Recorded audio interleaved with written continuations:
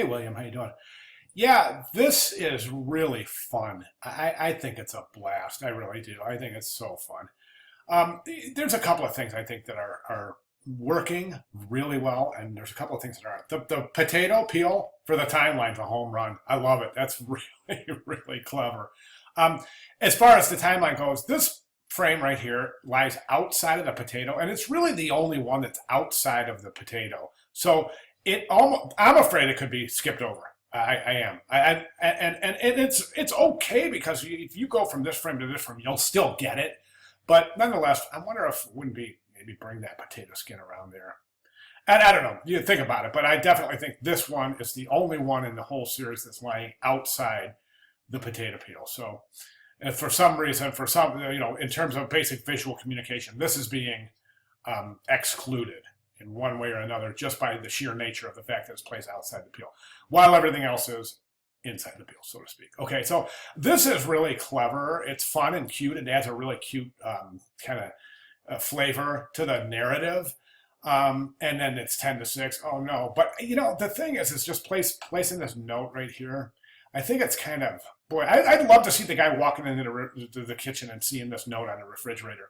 Okay, so then you have a close up. You know what I'm saying? So he walks into the kitchen, looks at the note. There's a clock in the background that says 5:50. Not necessarily a digital, but so you get everything at the same time. You get the time. You get him looking at the refrigerator, seeing a note. Okay, then the second frame, you see the note. Or maybe, you see what I'm saying? Then we can start the bucket and the whole process. The potato itself, I think, it's too small. It looks really small in relationship to the size of the drill. Potatoes, I think, are bigger than that. Plus, this bit right here, it just, boy, I don't, it's so wide. First thing I thought, and I know I'm probably reading into this too far, but I thought, wow, if that touches that, we got big problems. If the potato peeler touches the edge of that thing spinning around, we got problems. So, I don't know, food for thought. But anyways, other than that, I think it's great. It will definitely work. I would clean up the hands, as you mentioned. You can tell that these are, that you're using the same ones, kind of. So I would kind of maybe even think of different configurations instead of the drill always pointing straight up like that.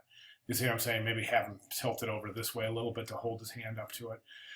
Just a little bit of variety. That's all. Okay, let's move to the currency. I think this is too much in what I was talking about, like trying to rely too much on tradition. I think it's stuffy. I think this is cool, and I think the other ones are awesome. I think these are really good ideas because they're contemporary and they're not showing, just straight, going straight to the to Google to research currency. And so these are fresh ideas, and that's my main point. That's my whole thing going into the currency design is to keep it really super interesting, engaging, and original. All right, any questions? Give me a holler. Good job. Can't wait to see more.